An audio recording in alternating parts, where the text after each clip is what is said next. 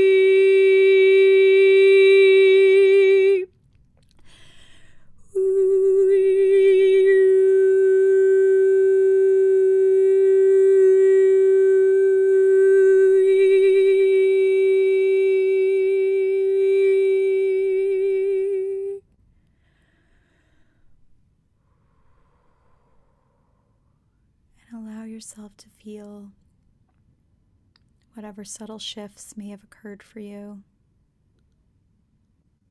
And trust that exactly what you need in this moment is now here with you.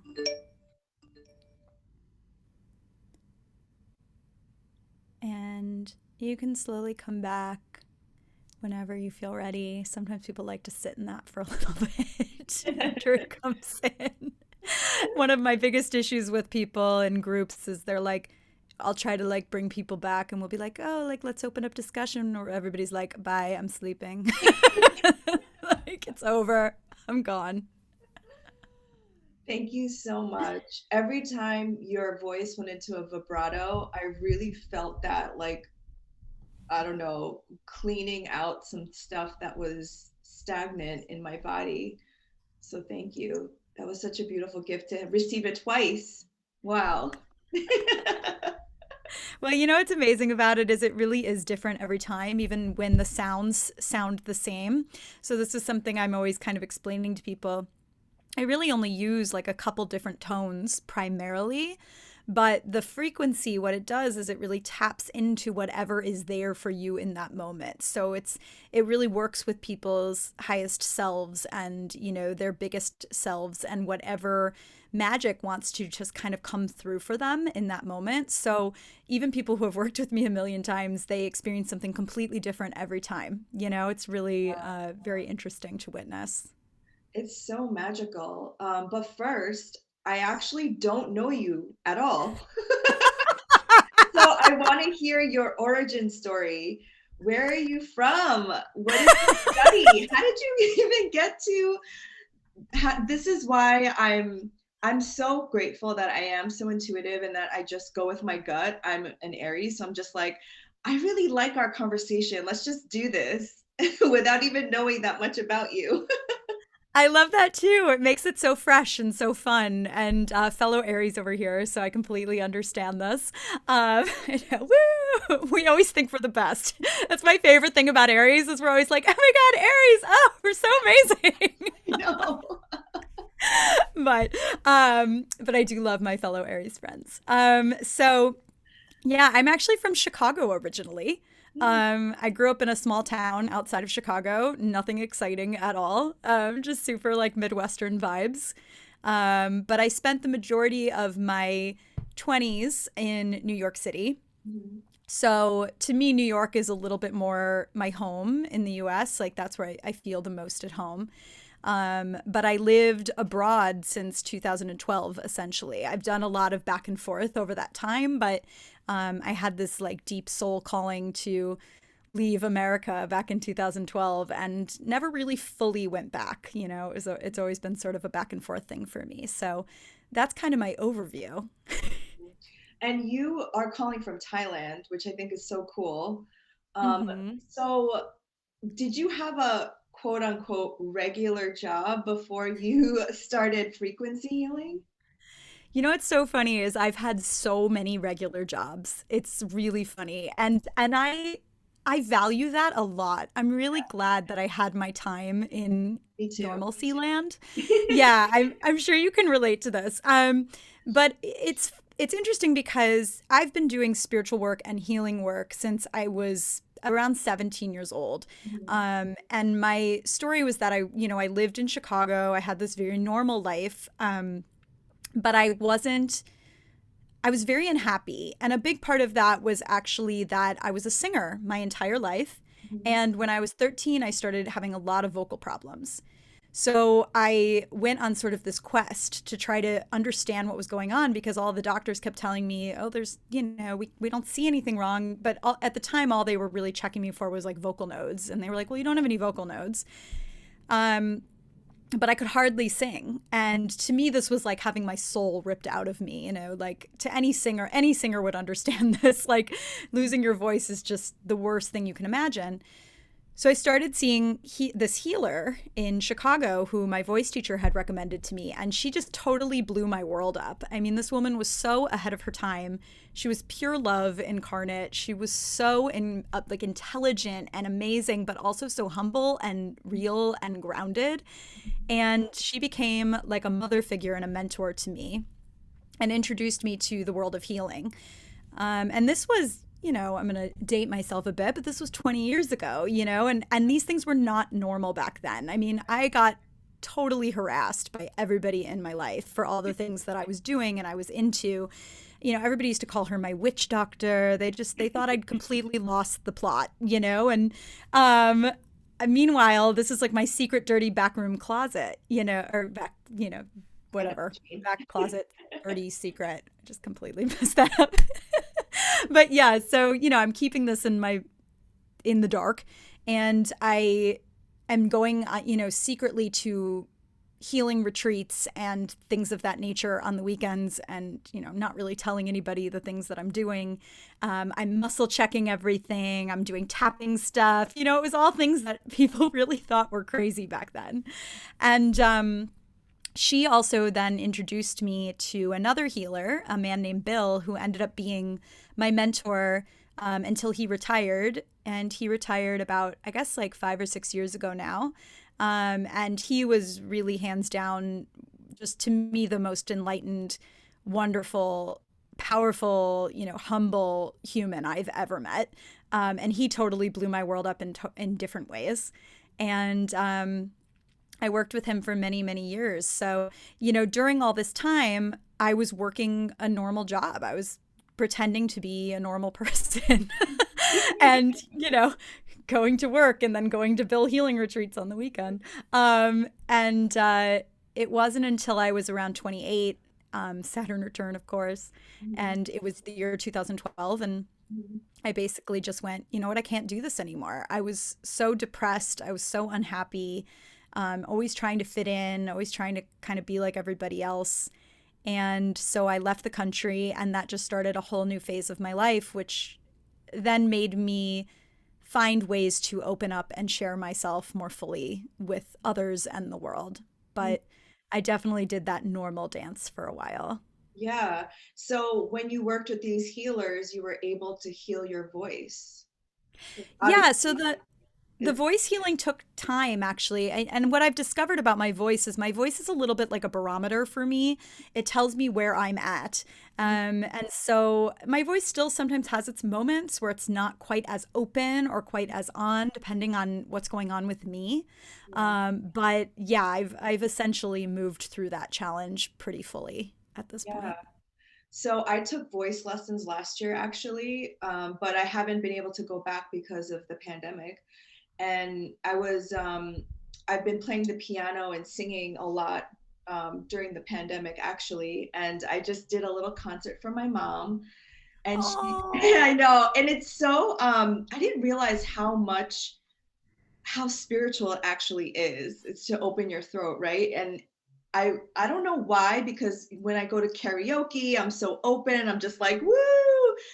But the thing that my mom said was, you're holding back, and I can feel that you're holding back. She said, it's not from your throat, it's not from your voice, it's from something greater. And that's something that I can't really tap into because I don't quite understand, but I feel like you can understand Mhm. what that is. So I don't know if there's a question in here, but it's something greater than coming from your throat, right? It is, Yeah. yes. And this is what I had to really learn throughout my healing journey with my voice, because my early world of voice was musical theater, which is incredibly perfectionistic and obsessive about sounding certain ways and hitting all the notes right and doing all the things perfectly.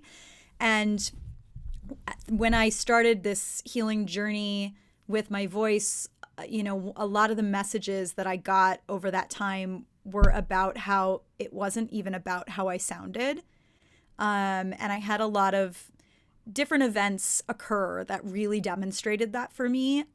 It's about the frequency and the vibration that you carry through in everything you do. So I try to always encourage people to sing, because I think so much magic comes through singing, no matter what it sounds like. Like, even if somebody sounds like the worst singer in the world, there's really a healing power to vocal sounds and song. And one of the things that I even describe to people with the toning is toning is like first language kind of level. Like, it comes before movement, that pure sound comes before movement, it comes before words. It's like taking us back to the primal space where everything comes from, just through sounds. So even if you can just have a humming practice or anything, like, that is healing to the body, because it takes us into that primal space within ourselves and allows things to be recreated and healed. So I think singing is so powerful, and really it is just about trust a lot of the time in what comes through.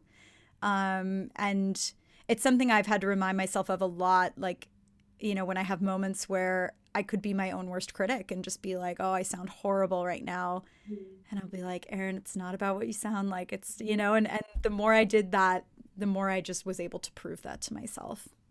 Yeah, and it reminds me that so many ancient cultures and even even practices revolved around singing together, like around a Mhm. fire. And all these medicine circles have some kind of medicine song. And I was trying to think as you were talking, like if we have anything comparable in, the US, maybe just the Star Spangled Banner, but not really. Like we don't get together and like sing a medicine song. No, we don't. But I guess even like karaoke is a form of therapy. Yes, You know? it totally is. And Yeah. my ancestry is from Korea, and Mhm. Koreans are obsessed with karaoke, and now I know why. No, I totally get it. Karaoke is it's one of my happy places in life, so I really understand that. And there's an element also of just remembering the joy of it that I think is so powerful. And I Mhm. still love musical theater to this day. And I always people always ask me, well, what kind of music do you sing? And I'm like, I don't care. I'll sing anything. Like, I will sing the cheesy musical theater number. I will sing a rap song. I will sing a medicine song. I will sing gospel. Like, you give it to me. If it's moving, I will sing it because it really doesn't matter to me at all. It's just that we're singing. Exactly.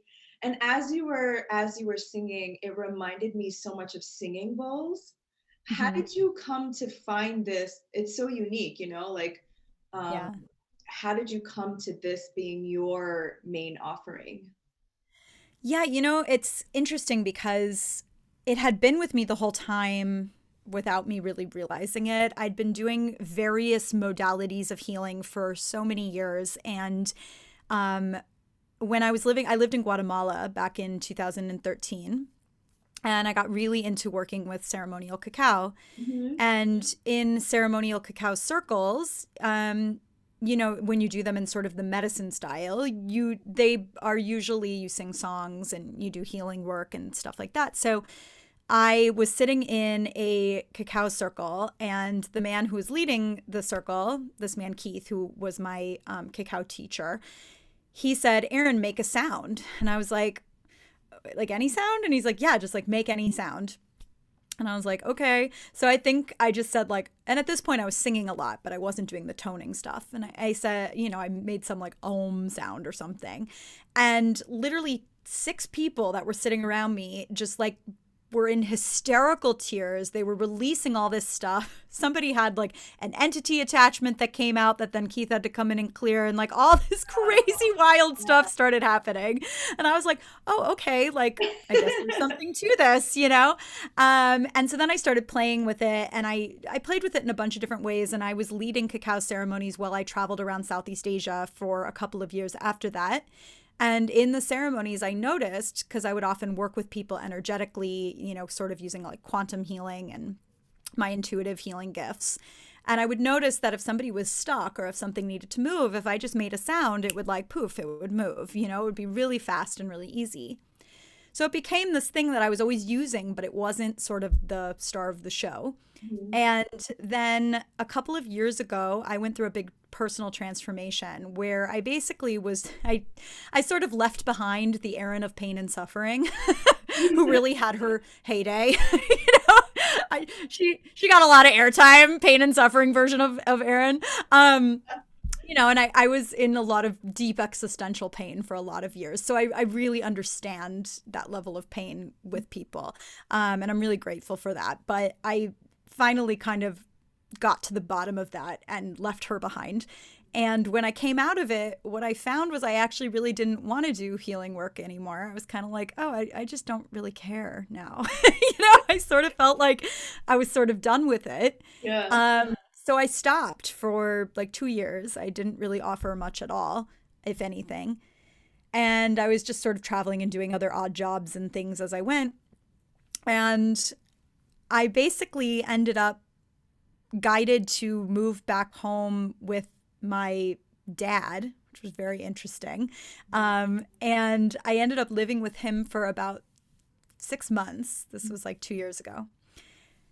And I wasn't doing much of anything. And during that time, I was just meditating a lot, and I was sitting on the beach a lot.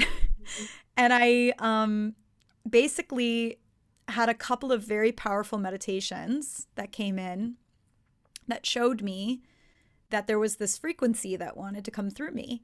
And it was like, this is a totally different kind of frequency. It's not from this planet, it's from a different dimension. And it's going to help people override their human pain and suffering. And it's going to give you like this sort of magical way to help transform people. Because I was at this point in my life where I really could see that we didn't need to live in as much pain and suffering as we live in, but I wasn't sure how to help other people see that.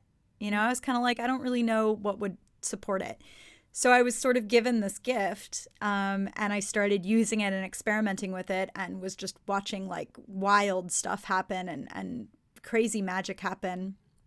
And so then it just sort of developed into being sort of the center of everything that I offer now. And I offer a lot of types of courses and different, things, but the toning is kind of always at the center of it because I find that that's just sort of the magic pill. Wow. Okay, I have to share this because it's so synchronistic. I honestly feel like we must have had some kind of past life encounter because I'm like a little blown away right now. I had this download this morning, which I wrote down in my journal that, everyone comes onto this planet with their own specific frequency, with their own tone and vibration.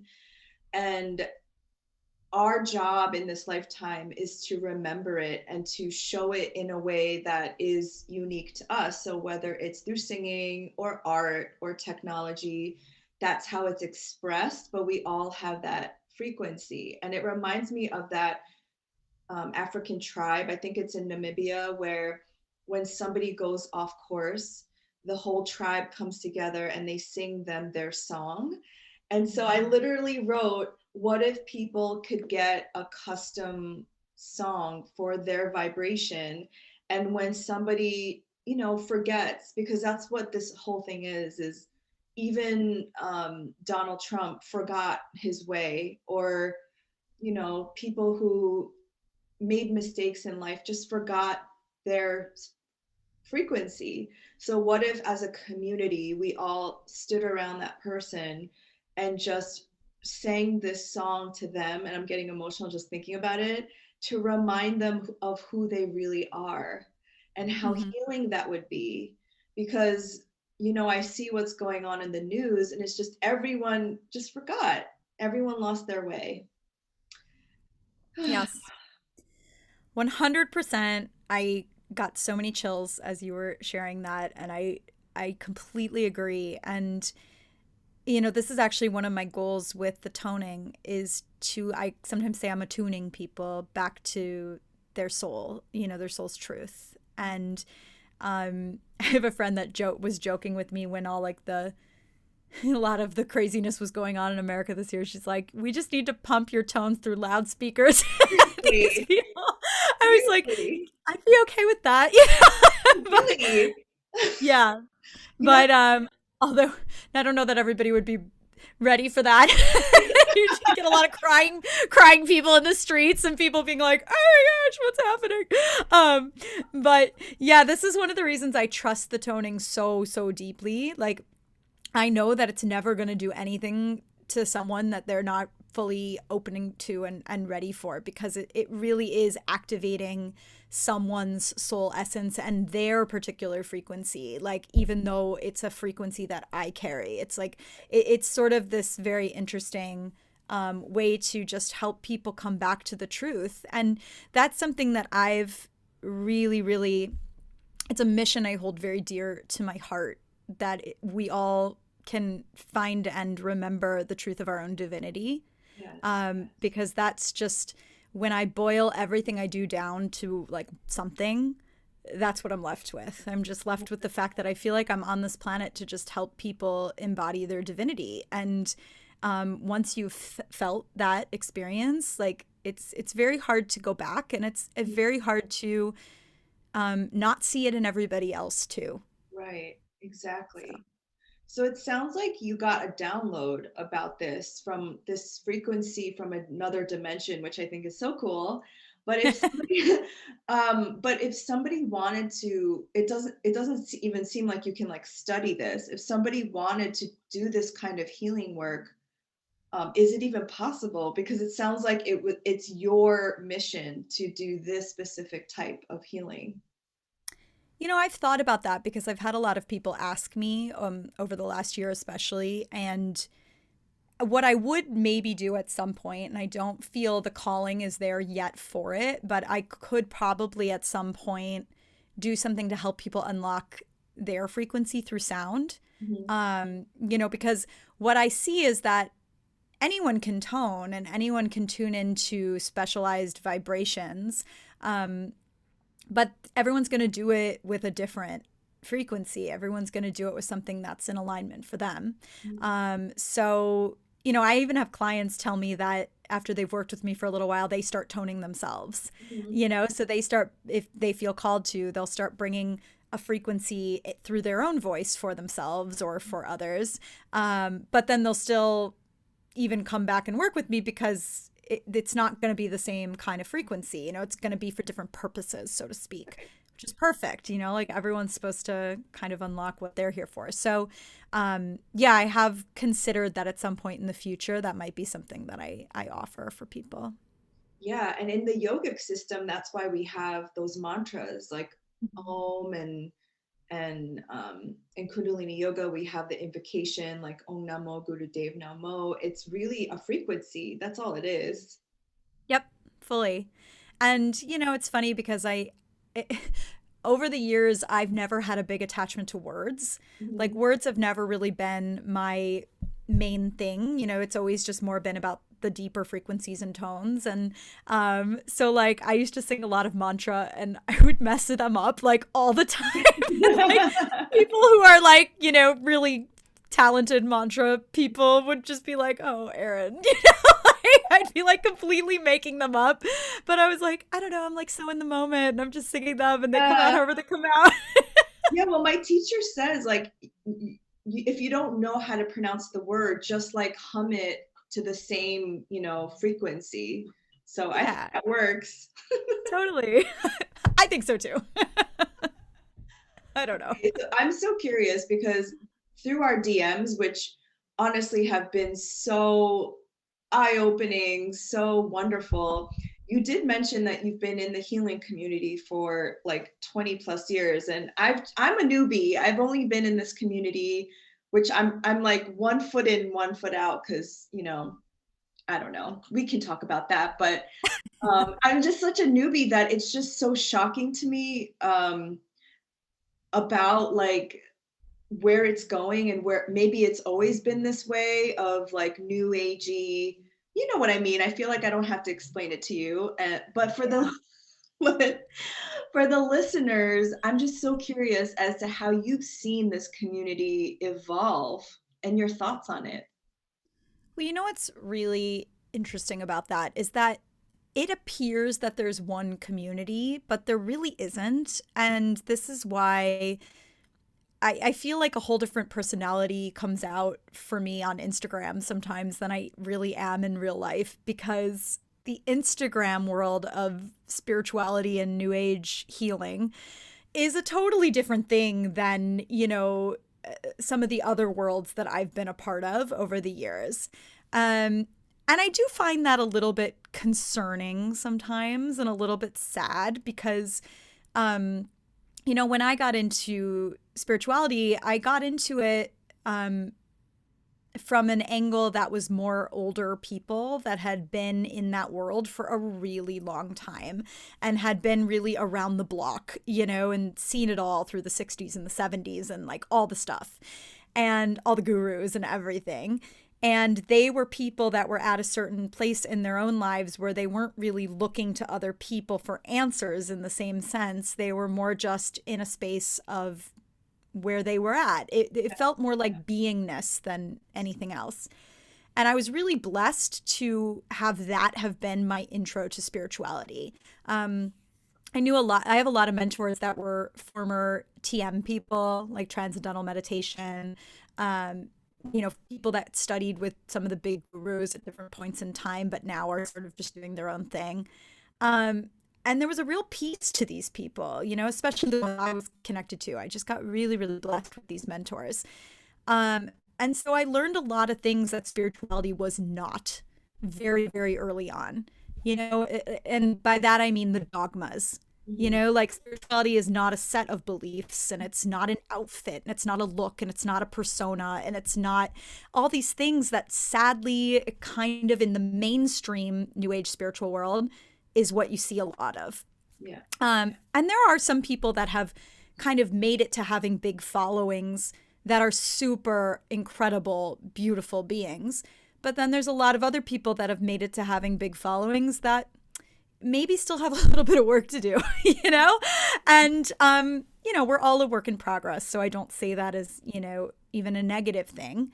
It's just, there are a lot of people out there with gifts who haven't fully integrated their own egos or their own traumas. Yes. And that's normal, that happens.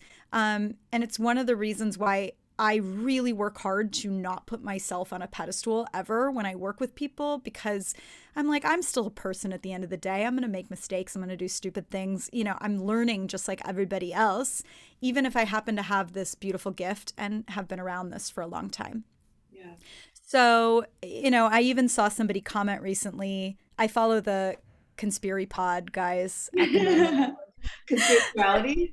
Yeah, they're doing a podcast about, conspirituality, and it's very interesting for me to Yes. listen to it. I mean, I Yes. just love those things. Yes. But they were kind of calling out all these things about the spiritual world, and somebody made a comment on it on Instagram saying, really guys, you're just kind of like calling out the low-hanging fruit. There's a lot of people out there that are doing beautiful work that aren't getting a lot of attention. Yes. And I loved that someone said that, because really for me, all the people that I know that are like the most authentic, spiritual, beautiful healers are not the people with, 50,000 plus followers on Instagram, Exactly. or, you Exactly. know, in the mainstream reality. That being said, anytime something becomes popular, it's going to originally be very consumed by the consumerist, consumer mindset, capitalistic way. And that's probably what's happening right now with New Age spirituality. It's become popular. And because of that, it's going to be meshed with capitalism. And, so we have some weird things going on. But it is a little jarring to see it. I'm just like, oh man, like I knew some of this stuff was going on. I knew there was, oodles of white privilege and denial and ego in the spiritual scene, but like to watch it play out in such a dramatic way, has really for me even also been very shocking and jarring to witness. Yeah, I'm so glad that you mentioned that because some of the most powerful healers, and by powerful, I just mean they really step out of their ego to be fully in service, don't even have Instagram.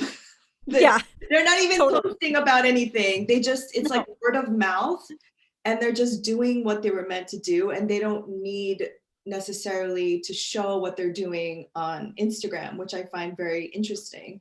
But I just Mhm. wanted to read, I'm pretty sure I asked your permission. I wanted to read this quote that you wrote in our DMs that really resonated so much for me because this was after the Capitol, whatever that was, siege, insurrection.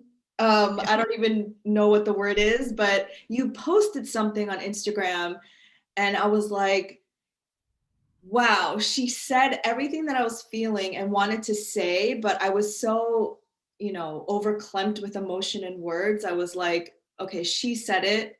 And I slid into your DMs and I was like, thank you for saying something. But this is what you said. We all carry trauma, whether we dressed as a shaman and take psychedelics or sell stocks and drink alcohol. It's just if we are willing to be humble and learn and admit no one has all the answers. I was like, Erin dropping the wisdom. She said a bunch of other things that I was like, I need to make these into quotable.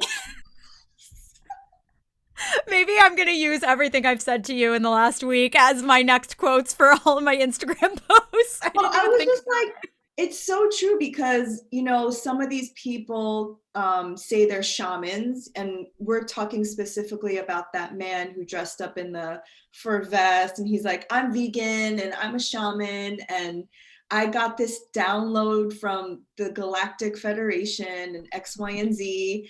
But it almost doesn't matter because how you use that, the intention of it matters.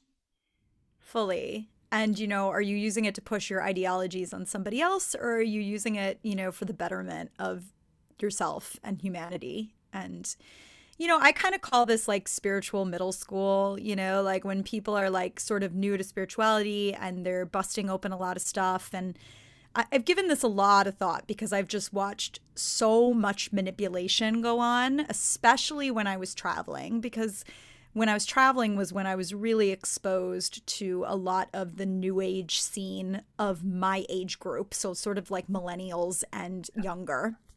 And it was my first time really being exposed to that. And what I saw so much of was people who were in these vulnerable spaces because they just opened up to like confronting all of their deep shit and their traumas and their belief systems. And, maybe they've woken up to the fact that they've been lied to their whole lives by society or by their families or like culture or whatever. But when that happens, you're in a really vulnerable place. And I've seen so many organizations and so-called gurus and so-called teachers and healers who have not fully dealt with their own stuff come in and just start manipulating people when they're in that kind of a vulnerable space. And it just breaks my heart because I had such quality teachers that were so empowering to me, that I just want everybody to have that. But I know that's not the reality of the situation. And so, it's like you staying humble to the fact that we're all learning and growing all the time, I think is like the key to everything. Yeah, actually, one of my so I host a weekly like moon circle, and one of the questions that one of the ladies posed was, "How do I find a guru or a teacher?"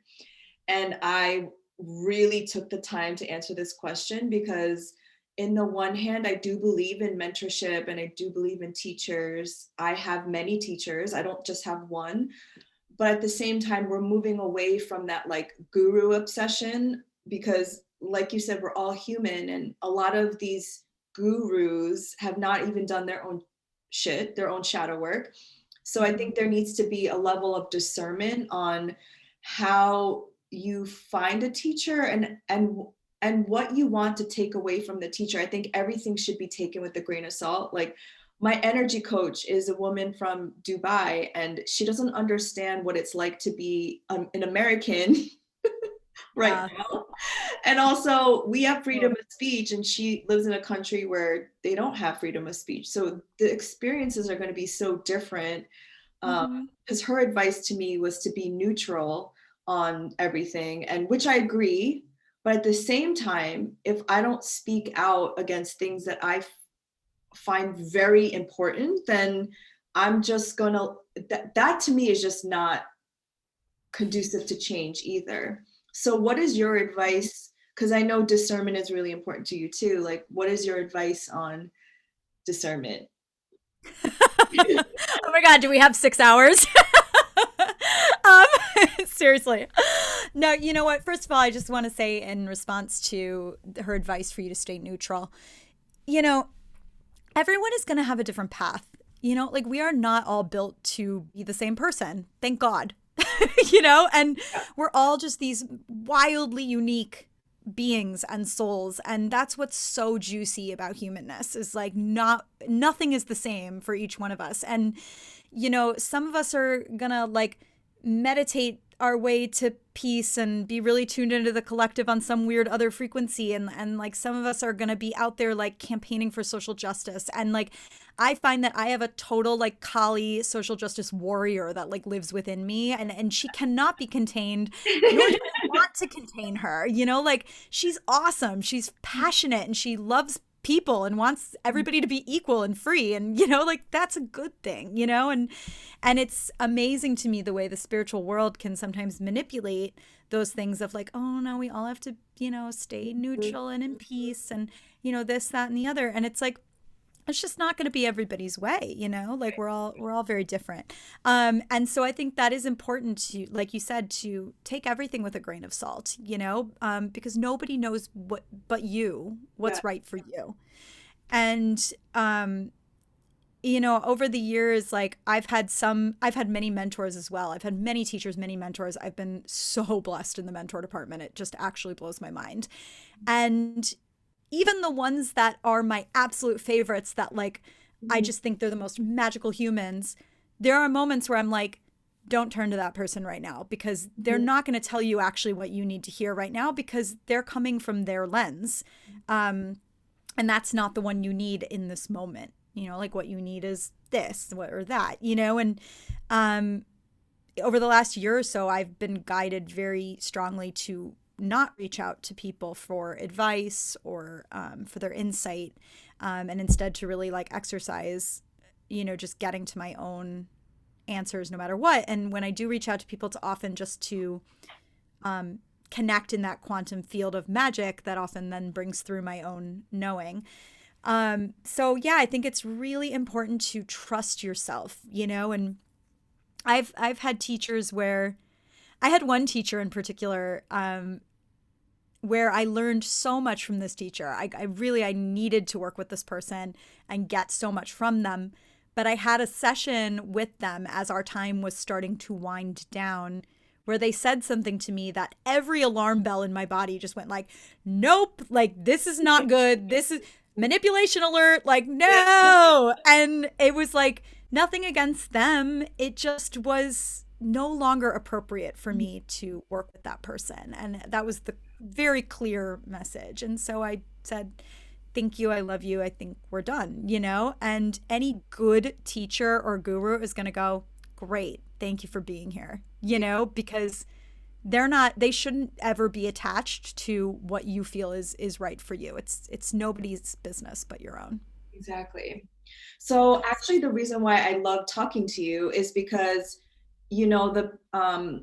the BIPOC community in the spiritual wellness community, we all feel the same way, and we not all feel the same way, but we all have this feeling of like spiritual bypassing and this like, oh no, unity consciousness, like get out of the victim mode, like stop focusing on the past and let's just ascend to the 5 dimension. Like I hear that a lot, right?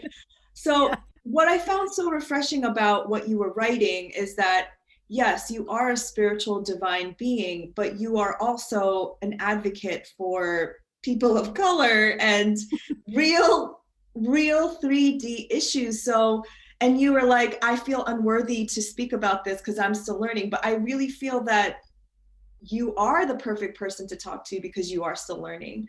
So, first of all, I have so many questions, but how did you get to this place of seeing it from a different perspective as a person who is white? And Mhm.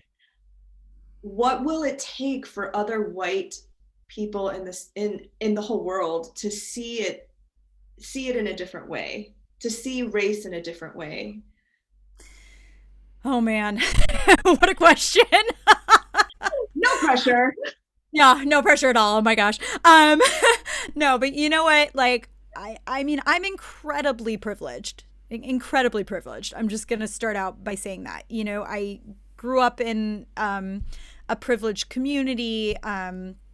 I come from a privileged background. I was um able to go to college. I was set up for success in so many ways. Um, and I still crashed and burned like a lot of times in my life. And I was really handed all the keys to here's how you go be a successful human in Yeah. life.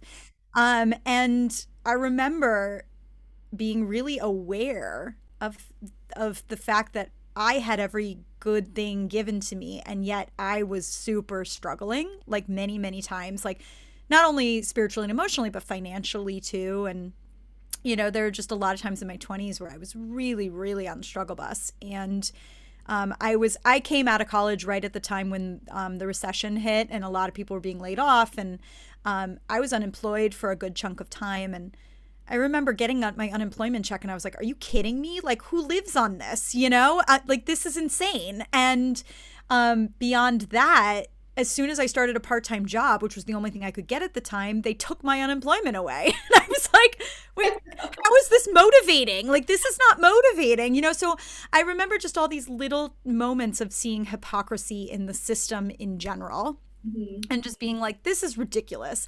And then as I traveled, that really opened my eyes in a big way. I mean, one of the first places I went in 2012 was Cuba. Mhm. And this was back when Cuba was not a place that Americans could go very easily. And it was actually a total shit show of a trip. And we did everything you shouldn't have done going to Cuba. Like, it was Like really go to bad. Cuba. Yeah, and like not have permission to go to Cuba, and like nobody knew we were there, and like I mean it was ridiculous. But we were like young and like we're going to Cuba. And I'm like, I was this very worldly, educated woman. I'd been to other countries before, but Cuba hit me really hard because I had never seen so much authentic joy in a people. Mhm. And I, as an American, had this totally brainwashed perception that Cuba was just like total pain and suffering, and of course, I know the reality of the fact that Cubans do have a lot of issues that they have to work through and deal with, and oppressions and things, but it was their authentic spirit and joy that really, really touched me. Mhm. And when I got home from Cuba, I was just like, I don't understand the world. Like, it was this hitting. It was like this like total knowing that I was totally brainwashed and I didn't know anything. And I was like, I have to get out of here. Like, I am brainwashed by America. And I totally, did not think I was. And so I went off to Southeast Asia and then I traveled all over the world after that. But um it was like this piece by piece witnessing of other cultures and other people. Um, and also, a lot of my communities had a lot of Europeans in it. And so I got to see how Europeans handle things politically a little bit more up close and personal, which is so vastly different than how Americans see things. Yep.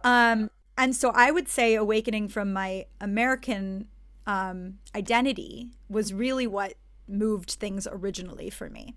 So it wasn't even like race related in the beginning. It was just like get out of your American identity because Yeah. it's suffocating you. Yeah. And um, I often thought, you know, if it's taken me this long and this much work to get out of this identity, like how does anybody get out of this identity? Like people who don't have those privileges to go travel or who don't have the ability. So that would occur to me a lot.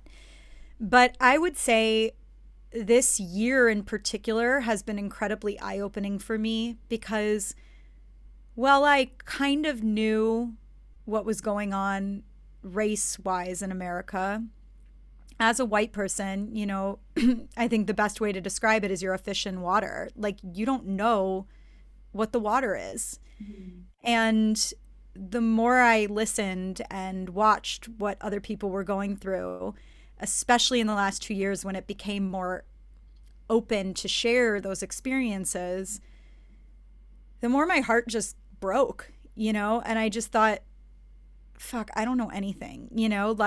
And just what people have been dealing with that I didn't realize the severity of it. And that's embarrassing to say a little bit that I didn't realize the severity of it.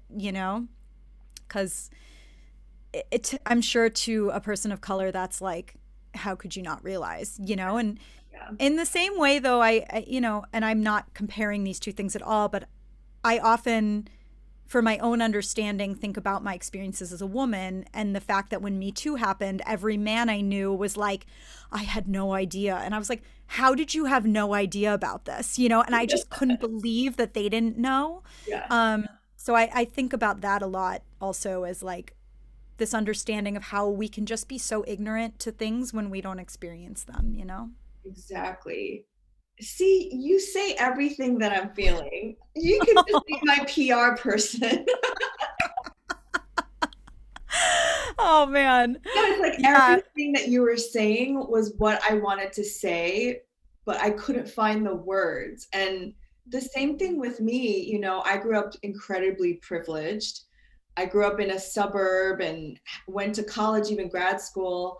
And when I finally just stopped and talked to Black friends about their experiences and the fact that some of them don't even know where they're from, like their genealogy, their ancestry, and because it's been so like, with colonization and slavery, and the fact that it's so unconscious in our country and how it was developed, and that it has never been spoken about or given attention to. I finally woke up this year. I was like, oh, now I get it. And Yeah. it's exactly what you said. It's not until you say, I don't know anything, and you have the curiosity and the open heart to just, yeah, just say you don't know anything, is I really think where the awakening comes from. It is. And it's like funny to use like a new age term. Right? That's high vibration interactions and energy, and it's funny. And this is the thing I've noticed with the new age world is they just get a lot of things wrong. People just they just misinterpret a lot of things. And it's like this is why I kind of call it like spiritual middle school because it's like they kind of get it what it's about, but they kind of miss the boat. And it's like no, no, no, like it's not low vibration to listen to people's struggles. It Right, is not low vibration to, right. you know, have compassion for what people go through, like that's actually high vibration. Like let's sort this one out. So there's a lot of things like that I see in the spiritual world where people are sort of just missing the boat with it, which is really unfortunate to me because it demonizes a lot of really beautiful things. But yeah, I completely agree with you. I think this year has been a really big turning point for a lot of people. And for me, also, just to really watch the depths to which our culture is conditioned to be racist has been like really eye opening for me. Like, to just look at our system and actually see that absolutely everything in the American system is built to reinforce racism. And Yes. I'm like, holy shit. Like when I started really seeing that, like I just was so, my mind was blown. And that's when it became really clear to me that there was no like I get a lot of backlash at times from people saying like, oh, you're so political or you're so this, you're so that. And I'm like, well, I'm really not political. It's just that unfortunately social justice has been politicized, Yes. and social justice is literally the roots of our entire egoic reality. Yes. Like this is Yes. literally like you want to break your ego down, you want to be an enlightened spiritual person, you look at the roots of those egoic patterns because it's all social justice issues and equality Yes. issues and oppression and suppression and you Exactly. know so if we don't understand that and we can't see how that's happening around us, like we're really really missing like a huge chunk of our own identities and what goes on within ourselves. Yes, I get the same thing too. Like you're so political. I'm like spirituality is everything. It's political. And I just know from my own healing journey is that in order for us to heal, we have to name the thing. We have to feel it. We have to go back through our history and see like the roots of exactly what you said, like the roots of what caused, the trauma in the first place. And if we're not willing to really look at our country and how it was built and our actual history, because the American dream and the American like idolized, romanticized version of history is just not true. Yeah. Like Europeans came here and stole land and then brought people from Africa to do all the work for free. Let's just be honest, Yeah. right? And so if we're not willing to even acknowledge that and the fact that we have generations upon generations of ancestral trauma with Black, Indigenous, and Brown people in this country, then how are we ever going to heal? That is the root of what I'm trying to say with my posts. Fully. And I so support you in that. I love it. And I love seeing you speak up. I mean, I'm really like, it's kind of embarrassing, but I'm like keeping tabs on who I see speaking You up have right an now. Excel Like I'm just like, spreadsheet? yeah, literally. I like really feel like I should have one actually because I'm like paying attention that much. I can't help it. Like I'm like, and one of the reasons that I talk about it a lot is because I want people to know that I am paying attention. Like I'm like, Yeah. it's like my worst nightmare to think that somebody would stumble upon my Instagram feed and be like, oh, another whitewashing, spiritual bypassing white girl. Like that's literally my worst nightmare. So I'm like, and I don't mean that in like a performative way. I just want people Uh, to know like I'm here, I hear you, I'm listening, I'm learning. Like this is such an important moment in the collective American healing, mhm. and we're all going to be in a different place with it, and that's okay. But if we're outright denying its existence, that's a little bit of an issue. It's like, Mhm. it's not, we And can't go that's the anywhere. thing, like, even if you're not posting about it, we're having these conversations privately and we're doing the work privately. So I do want to say that you don't have to be, marching with signs or posting every day on Instagram. Like these things are happening, in private as well. So as you Fully, fully agree with that, and sometimes even more effectively private.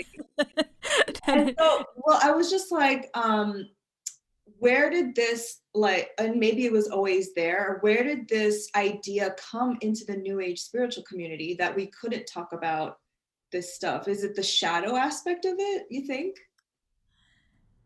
Yeah, I think, like I said, with the sort of the misunderstanding thing, like I think there's a lot of spiritual teachings that get misinterpreted, and sort of it upsets me sometimes to see it because I do feel like a lot of spiritual teachings that are beautiful can get weaponized, Yeah. and really I guess that's life. Like any good thing can be weaponized.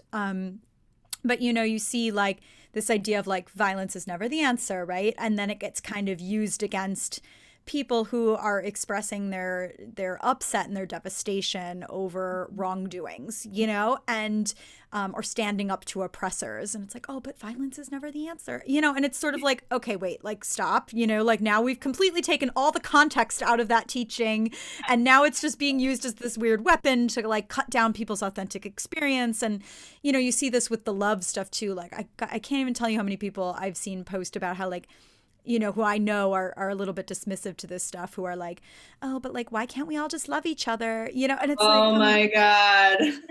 like we all have a lot of ways to show our love, and some people are more, out there, fighting, and some people are doing it in other ways. And, it's just, it really misses the bigger picture when you take these little like Mhm. one liner teachings like out of their full context. And unfortunately, people, because we're still emerging out of the guru thing, like you said, I think gurus get put on pedestals. Like gurus are looked at like, God Mhm. connectors and divine connectors to God.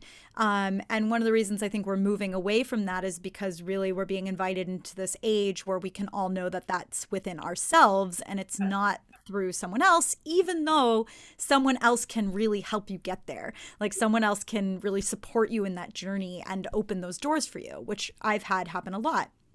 But, you know, we put people on pedestals, and then we sort of expect them to be perfect godlike representations that are not human and never can mess up and never can get something wrong, or sort of miss the boat. And so there's this idea I see in spirituality a lot as people start evolving and awakening, where they start taking on that persona. We call it the spiritual ego. They start like kind of embodying that expression of this guru or this teacher or this divine like creature who isn't human, Mhm. like, oh, like humanness, Yeah. that's so beneath me, uh, and the truth is we're awakening through our humanness, and that's a very important part of it.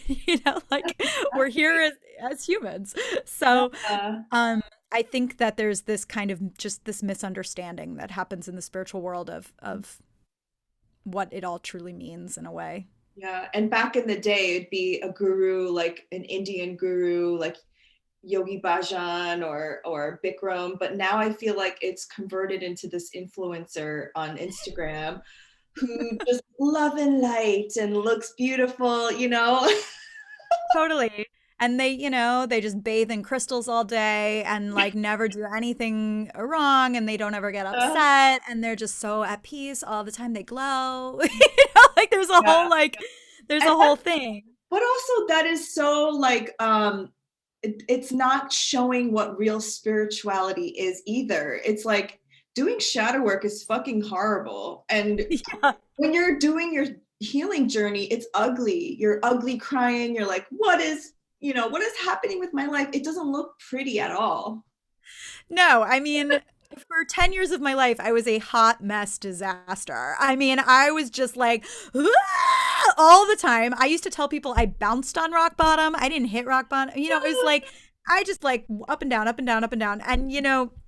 And even now, I have my days where I'm really in it or I'm really upset about something or I'm like sorting through something and haven't gotten to the bottom of it yet. And it's like we're all just, I love when people show their humanness. I love it. Yeah. Like it just makes me so happy. I'm like, oh, good, because I just don't want to keep perpetuating this idea, of this mythical, perfect, enlightened being, and I'm sure there've been a few of those over the years, but it is not the norm. No, It's not the normal thing. no. So And we chose to be here as humans. So let's Mhm. be human. Let's enjoy our physical 3D bodies. Totally. And that was one of my big shifts when I went through the shift I referenced a couple of years ago. Um, when I came out the other side, finally kind of free of all of the suffering I had felt for so many years, the first thing I thought was I remember I was in Utah at the time, which is gorgeous, and I was looking out over this gorgeous scene, this like canyon. Mm, And I had this moment where I went, oh my God, this is the first time in my whole life I've actually been grateful to be on this planet. yeah. Like I had been in that much suffering for that many years that I just was finally authentically grateful. And, so this is why I do have a lot of compassion for, you know, people that are in a little bit of, I don't want to be human, Mm, that kind of journey. I know what that feels like because we associate humanness with suffering mm, and pain and struggle. mm. And I've really been shown over the last couple of years how it just does not have to be that way. And we can find authentic God experience within our humanness and within our own bodies. And in fact, I think that's what we're being invited to move into as a species, is moving from that pain and suffering to like a love-based experience of humanness and reality. But it definitely gets messy on the way to that. Totally. It's like there's a lot of, ancestral trauma, as you said, that we are all holding on to and still living out right now, that needs to be looked at and acknowledged before Yeah. we get there. I love that you said that because I had that moment yesterday with my sister. We went on a walk around our hometown lake, and it was sunset.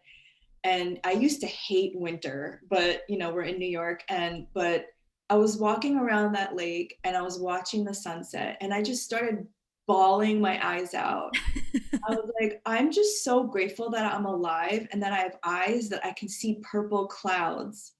Like, and then I was like, I'm just so grateful that even though it's cold, I have a home to go back to. And I'm just so grateful that I survived, my body survived 2020 without getting sick at all, let Yep. alone COVID. And I was just like, thank you. This is amazing. And I was like, it doesn't even matter that I'm not a millionaire and that I live with my parents right now. And Hmm. it doesn't even matter that I'm single and I'm 38 years old. I'm just so happy and I feel so whole. And I Yeah. literally had that moment yesterday. I love that. That made me so happy to hear that. Thank you for sharing. And I just want to acknowledge there is nothing worse than being in pain and suffering and hear people talk about how grateful they are for life. Like I actually know that experience so well. So if somebody's listening right now and they're like, shut the fuck up, I actually really, really get it because I've been that person, where Yeah, I'm like, I'm so same. stuck. And I'm just like, all these people are like, life is amazing. And I'm like, why? I get it. I really do. And that's why, like, I really, really, I understand what that journey is like to go from just totally feeling lost and shut down to, freeing yourself. And it really came from just dragging myself into that shit pile over and Mhm, over and mhm. over again. And so this is also why I have a lot of compassion for people whose external circumstances are oppressive, is because I was carrying so much crap within my system, and I was like this very like blessed, like I didn't have a lot of external reasonings for that suffering, like a few things here and there in my life, but it wasn't like I lived this really intense, like traumatic, oppressive life. And so I've always thought, like, if I was carrying that much pain and suffering, like, I can't even imagine then what it's like to have, so many obstacles externally thrown at you as well. Yeah. Um, and but it also does give me compassion for, because even now it's hard sometimes to see people who have everything like Mhm. complain about something, right? It's like, oh really, like come on, you have everything. But I have such a deep awareness of the existential pain that each human being really does have, and some of us just have more of it than others. Yeah, totally. And even I told my mom recently, my dark night of the soul happened between around the beginning of my Saturn return, oddly enough. Not that long ago. So it was a very long, depressive moment in my life where I didn't want to kill myself, but I didn't want to be here. Like I didn't want to be on Earth, and same thing. And so um, I really feel that the journey back home to myself was remembering that you don't need anything externally. You don't need the perfect person, the perfect job, the perfect home. That it really is the journey back into your own home, your home. That we Yeah, are divine beings already. That we just have to remember that. it really is that simple, I think, even though that can sound hokey when Mhm. looked at from like an average lens, but I really do agree with you that it is that simple. And I think anyone who has gone through an awakening process has had those moments where they don't want to be here. And I had that for most of my life. And even now when I work with people, a lot of times they'll tell me, "Oh, like I hope this is my last life and I'm done after this." And I'm like, "No, no, no. By the time you're done with me, you're going to be begging to come back to Earth. Like this is the best show in town. Yeah. And like we're going to figure out how to make it the best show in town, that you authentically feel that in your body.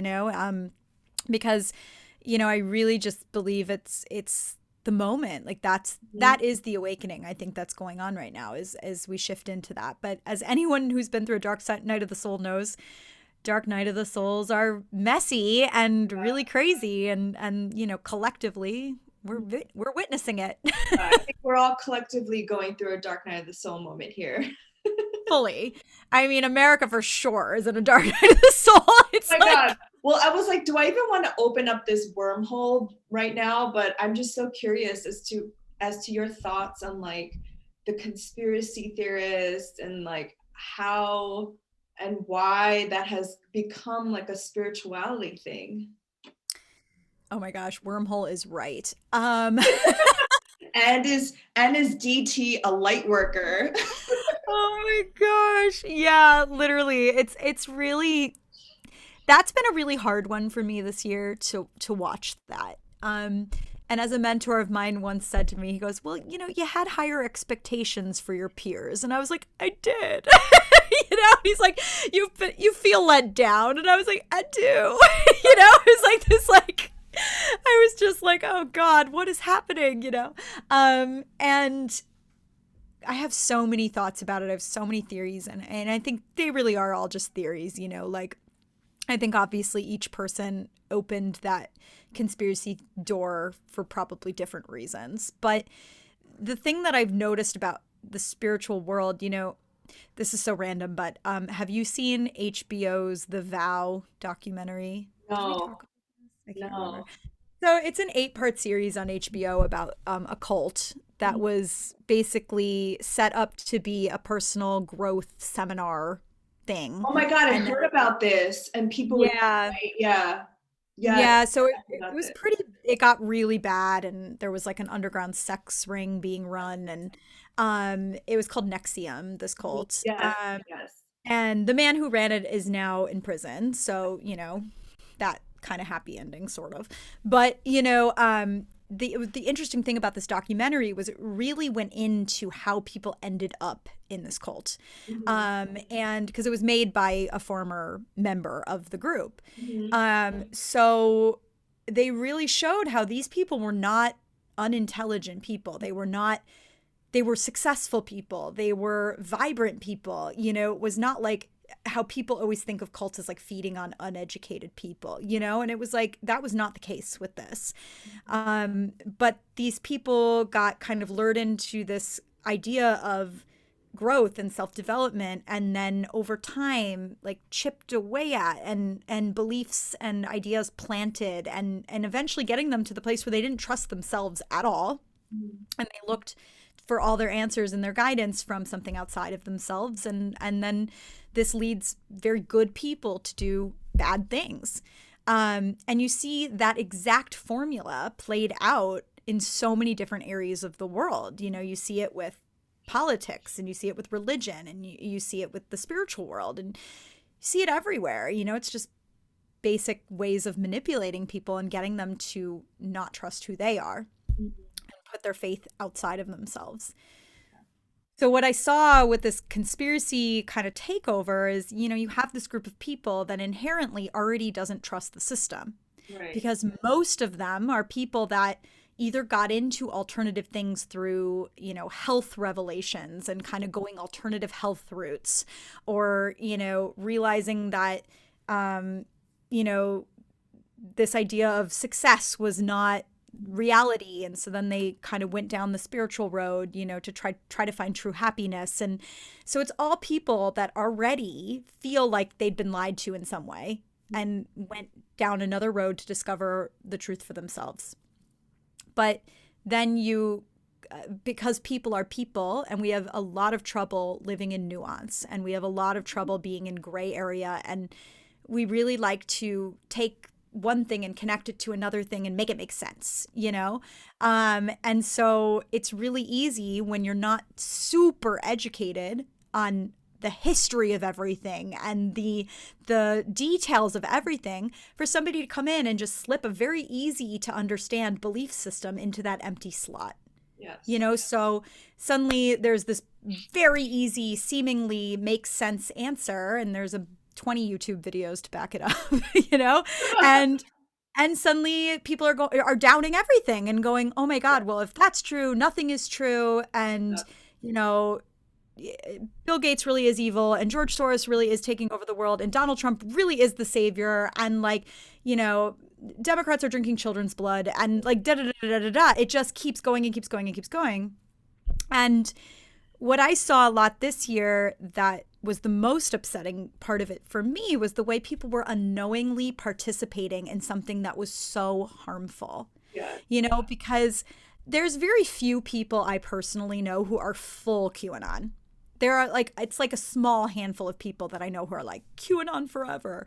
But what I know more of is people that are somewhere in the middle, and Yes. they're sharing a lot of these Yes. conspiracies that came straight from this QAnon psyop, and they don't realize that. Yes. And they're like, oh, but this might be true, or this seems true, or I don't trust vaccines, so this must be true. Mhm. Um, and it really just kind of swept the spiritual world. And it was really heartbreaking for me to see a lot of people that I think are wonderful people, Mhm. and maybe are incredible healers, or like beautiful humans, but putting out so much Yes. devastatingly harmful rhetoric that just was so not true, and existing only to cause chaos and distrust. And yeah, it was really hard to watch. Yes. And as I shared with you, I've watched all of these documentaries about Pizzagate and the the sacrificial adrenochrome, the drinking of the children's blood. And I've even, as far as like, went down the rabbit hole of being a part of some of these like underground chats just because I was curious. And some of the things that they were saying, at a very like basic level, I'm like, it could be true. Like, I don't Mhm. know, who Yeah. knows? But some things for me were very hard to some things were really hard for me to get on board with. And I think this is where we have to take our critical thinking caps on. Like in school, they were like critical thinking, and really feeling into the resonance of like what people are sharing. And if the energetic signature is fear and turning against people, that's where I'm like, whoa, wait a minute here. Like, Totally. I could not buy into the fact that Trump was a light worker. I just couldn't. I just couldn't. Just couldn't. I mean, you would be, it's shocking to think anyone could buy into that, but yeah, I was like, that's here the we one. are. I was like, chemtrails, maybe. Celebrities using babies' blood. I don't know. That seems a little far fetched. But Trump being a light worker, I was like, that's where you lost me. Well, and I think people come up with things to make themselves feel better also. Like we have this devastatingly narcissistic psychopath running the country. Really, when you get down to it, if you psychoanalyze this man, that's what we've got. And, Not anymore. we have, yay, not anymore. So exciting. Oh, what a good day for America. But yeah, but we have a lot of people who, want to see, this is another place where I see the spiritual world get a little confused. And this is why I talk about discernment a lot, because I work with a lot of empaths and people who are very, very sensitive. And something that I've noticed with people who are very sensitive and empaths is they really want to see all sides of everything. Yeah. And so sometimes that gets taken a little bit too far, in my opinion, where it's like, Trump must have good in him too. And I'm like, of course Trump has good in him. Like, everybody probably has good in them. Yeah. And everybody is a divine being of God. Like, Trump is a divine being of God. Yes. But he's also a narcissistic psychopath, and that needs to be looked at too. Like, you can't throw the baby out with the bathwater. And, Exactly. like, if someone is acting in a way that is harmful, that has to be addressed and that has to be called out. And, this is where I think like that desire to like see all sides of a story can like really throw the baby out with the bathwater. And one of the things that I kind of also had a little mini epiphany on the other day was, I hear this a lot from my spiritual friends. And I posted something on Facebook recently that I had somebody also presenting the other side. I think it was about that, whatever we're calling it, the siege on the Capitol. um, Whatever we call that crazy situation. But I had posted something about it, and somebody put up an article like giving a background of why these people did what they did. And I was like, listen, of course they had their reasons. Of course these people are in trauma. Of course these people are hurting. Like, and if one of them came to me and said, please help me, like, I would do that, but and I have compassion for their suffering as well. But that doesn't excuse bad behavior, and that doesn't excuse doing something that's incredibly violent and oppressive. And he kind of was fighting me on it a little bit, and I said, let me ask you something. Did you have this same fight of let's look at their side of things when it was Black Lives Matter? Mm-hmm. Because I very rarely see that same argument of let's understand where these people are coming from when Mm-hmm. it's not white people. And Exactly. that really breaks my heart. I'm like, it's like we're so understanding of seeing all sides until it's a marginalized community that, we're just Exactly. not really interested in seeing their side. Exactly. I see the same arguments. It's like everyone got this playbook that we weren't aware of. I see, but they burned down our cities, the rioters. And I was like, really though? Like, it's the same answers. Well, and it's like, yeah, there might have been a few violent people in a protest. Like that happens, and it's like, so, let's stop the violence for sure, but that doesn't take away from what they're fighting for, which is very, very important. And and this is where it gets all manipulated and stuff. And it really is like the white person's handbook of like, what I'm gonna argue with. Like, Right. sort of like my First Amendment rights of being taken away because I'm supposed to wear a mask in a place of business. Right. It's just like, oh, where to go with that one? I mean, Like, also, like, if I could be so bold, and maybe this comment is going to get me into trouble, but when it was Black Lives Matter, and Colin Kaepernick was kneeling during a football game, and that was like his silent protest, and um, Black Lives Matter marching and protesting. If, as far as I'm concerned, I'm surprised that Black people and indigenous people of this country and the original Mexicans who had the border of like Florida and Arizona and California, that they don't just burn this country down, because basically they built this country for free.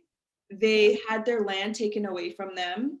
And not yeah. just in like a, we're coming in here, but like literally raped and pillaged this entire country and their entire ancestors. So it's like the fact that they were protesting, to me, was very like subdued. Literally, it's like the lightest response to, like genocide and like, slavery that I can imagine is a Yes. protest. Like, Yeah. fun, like it's really wild. And I love that you're saying these things. And I also feel like I've gotten to this point where I'm just not really holding back anymore, because I think I was, as someone who's a healer and in the spiritual scene, there was definitely a part of me this year that was afraid to speak up. I was like, oh man, I'm going to alienate people. And there's going to be people that might come to me for sessions that are now not going to, or, are going to feel like I'm to this or to that. And that was kind of terrifying. And I've seen that from a lot of my spiritual peers who are in a position of offering things. They're just kind of like, it's an intense scene out there with this, and it is scary to speak up a little bit, because you are going to be labeled certain things, but it feels too important to not speak up. It just feels like the least I can do is speak up. You Right. know what I mean? Like, that's really nothing at the end of the day, compared to what other people are doing and going through. Like, I'm just over here in Thailand. Like, I'm not on the ground fighting it out every day, Like, so, like, the least I can do is, like, share a few things on my Instagram and, kind of say, like, hey, guys, let's look at this, No, but I feel like your voice is such a powerful medium for healing and for activism. So thank you so much for speaking out and constantly sharing how you feel. We want to hear from you. I want to hear from you. Oh, thank you. And you know what? It has created a really powerful community for me as well this year. Like, I've definitely lost a lot of people, but I've gained a lot of amazing people through it as well, because I kind of feel like all of us who do feel this is important have been sort of like standing together and being like, I hear you, I see you. And, I know I've been doing that for people that I'm following as well. And it's like, it's really important that we just keep encouraging each other to, be vocal and vulnerable and honest about what's affecting us, and also, what we see happening in our country and around us. Exactly. Well, is there anything that you wanted to share that I didn't ask you? I know we went through the gambit of everything. I know. I'm like, oh my God, what didn't we cover? This was so fun though. It was like, just chatting with a friend and expressing how you feel. There's nothing off the top of my head, but I guess I will say, okay, here's what I will say. Like, back to the conspiracy theory topic, because I want to acknowledge that there are conspiracies, like, and I think we kind of touched on Yes, that, but there are. people can, yeah, people conspire, and there have been many things that we've been lied to about over the years and throughout history. And it's not that people who are into these conspiracy theories are wrong about that. It's just being really aware that a lot of times there are stories introduced to take us away from the true conspiracies, like to take us away from the ones that are literally right in front of us, Yes. like the conspiracy of Aliens? racism. Yeah, aliens, exactly. Oh my Oh, gosh, I just watched aliens? documentary about aliens. It was so interesting. But yeah, this is what I mean. It's like there are things that are wild and real, and one of my big soapbox speeches is being kind of anti-GMO and fighting against Monsanto and Yes. always Always has been. And that's a huge conspiracy that continues to this day. Mhm. So there are a lot of things like that that go on, but really we have to use our brains and our discernment to determine like what is a real lie that needs to be confronted and what is literally just being fed to us to distract us and cause us to argue amongst ourselves and, um, not pay attention to some of the horrible things that are happening in the world that need to be changed. So I think that's why it's so important to really do your research, which is now a demonized term. Like really do research, not like watch weird YouTube videos that are made by people with agendas, like really, really do your research, like understand the history of these things, look into where this stuff is really coming from, because a lot of these mainstream conspiracies can just be so easily debunked just with like a little bit of attention to them, so. Well, thank you so much, Erin. What an amazing conversation. And I'm so grateful that you and I were having these conversations over DM. So thank you for your service. Thank you, Laura. And thank you for your amazing space that you hold and just like opening this to me. And I'm so grateful for our connection. And I just, yeah, I'm really grateful right now. So thank you. Thank you.